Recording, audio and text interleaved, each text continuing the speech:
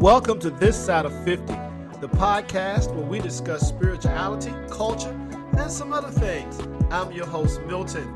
Get ready. Trust me, it's not your grandparents' podcast. Welcome back, podcast family. This is your host, Milton, and this is This Side of 50. As I say, it's not your grandparents' podcast. I thank you for taking time and out your schedule and downloading, subscribing to this podcast. Share it with your friends if you like what's being said. Share it with your friends. We need more listeners. We want more listeners, right? So do me that favor. You also send me your comments, mks@miltonksmith.org, or you can reach out to me on my Facebook page, This Side of 50.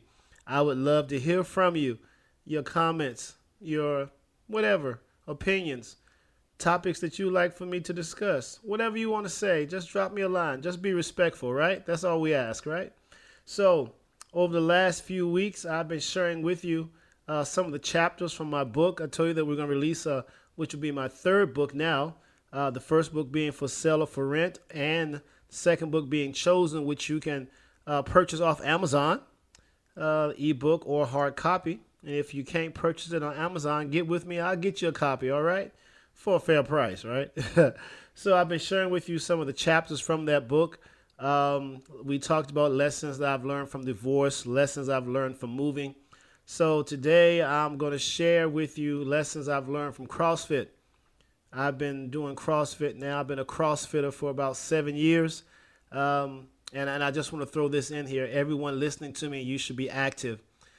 Find some kind of exercise, some kind of movements that you can do to keep your body healthy, your mind healthy. You really enjoy it. It gives you a great feeling just to be moving and staying healthy and staying mobile, right? Staying flexible. So do that, right? Don't just waste away. Get active. You may not be an Olympic athlete or a elite CrossFit or anything like that, but you can stay active, you can keep moving, you can stay healthy, all right? So I've learned some lessons from CrossFit. I thought I would share some of them with you. I jotted them down, took some notes, put them all together with some other lessons I've learned and some other stories, some other insight, wisdom that I have. And that's why I put this book together, This Side of 50 Life Lessons. But anyway, we'll talk today some lessons that I've learned from CrossFit. Here's number one that I've learned. You must commit to the challenge. If you're going to be successful in completing a task, you must commit to that task wholeheartedly, right? No looking back and no giving up when things get rough. You have to, I remember my first CrossFit coach would say, commit. When we were doing squats, and you get in the bottom of that squat and you're trying to stand back up, he would say, commit. You have to commit to the challenges in your life. You have to commit to it wholeheartedly, right? You just can't be half-hearted. You got to give it your all. If it's possible to give 110%, give 110%. You have to commit to it. I took a sip of my grape Crystal Light. I told you I like grape Crystal Light, right? So number one, you have to commit to the challenge. Here's number two. What fears you do not conquer today, you will have to be conquer them tomorrow. I'll say that again. I got tongue-tied. What fears you do not conquer today will have to be conquered tomorrow. To get to the next level and see the progress that you want to see, you have to overcome the fears that keep you stagnant, right? So you have to get to a point whereas you have to come face to face with those things that you don't like doing. For me, handstand walks or toaster bars or whatever you want to call your fear, or whatever your fear may be in your life. It may be standing up to your boss or to a coworker, or being able to speak your mind in a relationship. You're going to have to conquer that fear, right? It could be a fear of heights. It could be a fear of bridges, fear of spiders, whatever the case may be. Whatever your fear is, you're going to have to conquer that fear because the longer you stay prisoner to that, remember, tomorrow you'll still be a prisoner. If you ever want to stop being a prisoner, then you're going to have to come face to face with that fear, with that issue, right? God has not given you the spirit of fear, but love, power, and a sound mind for all my Christian listeners out there. Here's number 3. You must become more flexible to accomplish your challenges. Life will require that you bend further and in more directions than your current capacity. This will create tension in your mind due to the stiffness of your current mindset. Learn to stretch your mind, and flexibility will become second nature. Your range of motion will become second nature. I do not like stretching.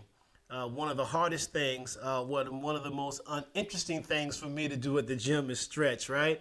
And oftentimes I wonder, why does stretching send me into cardio? Some of you know what I'm talking about. It seems like I breathe harder and I struggle more with stretching than I do with the workout some days. But that stretching will increase your range of motion, allow you to become more flexible. You'll be able to handle things. You'll be able to move between different challenges a lot easier within your mind and in your body when you become more flexible. Become more flexible. And to accomplish the challenges in life, you're going to have to become flexible. You're going to have to become flexible. So you must become more flexible to accomplish challenges. Here's number 4. It takes time to see the results of change. The results of change happen over time. They do not happen instantly. I'll say that again. The results of change happen over time. They do not happen instantly. Consistency develops the road to results. So you can't give up because you don't see what you want to see right away. You got to keep doing what you're doing. If the movements are right and consistency is there, time will produce the results. I want to encourage you that if you keep doing the right things, whether it's eating healthy, exercising, treating people right, working hard, giving it your all, being consistent and being faithful, being reliable, then you're going to see the results of that hard work. You're going to see the results. You're going to see results. The things that you change for the positive in your life, the more you get rid of the negative and become positive, you're going to see the results of that change. You just got to stick with it, right? Here's number 5. Sooner or later, you will have to jump on the box. So those who are in CrossFit know exactly what I'm talking about, box jumps. I have many scars, or more than enough scars, on my shin, on my ankles, whatever the case may be, when I've missed the box. When I thought I was going up, and apparently I didn't go up, didn't jump high enough, didn't jump hard enough, or my feet stayed on the floor, whatever the case may be. Sooner or later, you will have to jump up on the box, right? Box jumps are challenging because for me, the box is usually taller than my legs. My inseam is 29 inches and the box is 24. So you see where I'm at, right? So within my few attempts when I first started jumping, doing box jumps rather, I missed horribly. My coach would just close her eyes and not even look when I did box jumps. But the more I did them, the more I kept at it, the better I became at that, right? Although at first, I would tend to try to shy away from it, rely on, the step-ups and scale it or whatever, I realized that the only way to become better is that I had to do those box jumps, right? So if you're going to become better at that thing that you're at doing, that thing you're trying to accomplish, that thing that you keep banging your shin on or you keep missing and banging your knees, you're going to have to keep at it. You're going to have to keep jumping, trying to jump on that box, right? Regardless of the misses and the bruises, you're going to have to keep trying. The more you try, the more you will improve, and the more you will be able to execute that box jump in your life, right? Don't allow a few misses to kill your motivation. Here's something else. This is like the 6th one here if you're keeping track of it, right? Your only competition is you. That was something I had to learn in CrossFit. When I got there, I was pretty much one of the older people in the classroom. The average person there was half my age. And I would get discouraged sometimes, because they'd be finishing the WOD or they'd be moving so fast through the rounds. And I'd be struggling, lagging behind. And I had to remember and remind myself that it was not a competition. It was not a competition. The only person that I had to be better than was myself the day before, right? So never compare your progress with someone else's progress. You are not becoming them. You are becoming you. Learn to appreciate where you are and be determined and content to be the best you that you can be. So don't let the accomplishment of others deter you. You keep doing what you're doing. Find your pace. Find your groove, so to speak, and become consistent with what you're doing. And don't become discouraged because others may be moving faster or can lift more weight than you, or they can carry more than you, or they seem to be doing a lot better, getting ahead a lot faster than you. Just keep at what you're doing and just say to yourself, I just got to be better than I was yesterday. Here's number 7. To be fit, you have to broaden your knowledge base. So I've learned in CrossFit, fitness requires learning and expanding your knowledge, your understanding, and your wisdom in all areas of your health, your mental well-being, emotional well-being, and your physical well-being. The length of your knowledge defines the fence of your growth, right? The length of your knowledge defines the fence of your growth, right? You're only as locked in as you are lacking in knowledge. You're only as locked in. You're only as fenced in as you are lacking with knowledge. So you have to learn more than just how to perform the exercises. You got to know how to eat. You have to learn how to eat right, or know how to eat right, know how to rest, know how to take your mental breaks, know how to stay stress-free. You have to broaden your knowledge, know how to increase your range of motion. A whole lot of things go into it, right? And you have to have knowledge of all these things. You can't be a one-trick pony, as we say, a one-trick pony. You know, you want to learn all you can about everything you can so that you can come up with a picture, a model for yourself, a model for your progress, a model for your progression, right? A model for your health, a model for your career, a model for your relationship.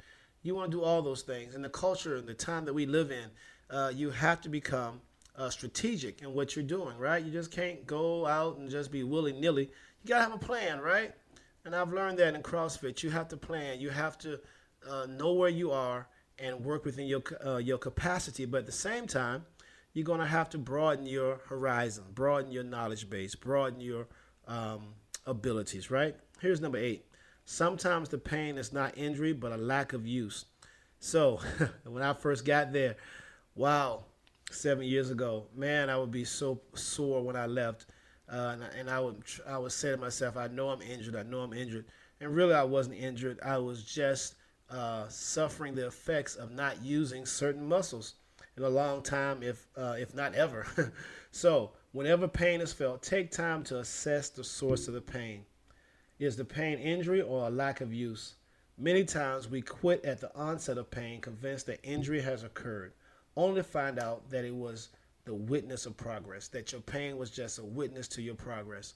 So in everything you do, no matter whether it's exercising or any other field, career field, any other field event you may be doing, or activity that you may be doing, relationship, finances, college, careers, whatever the case may be, there's going to be some pain, right? And that pain is not always from injury.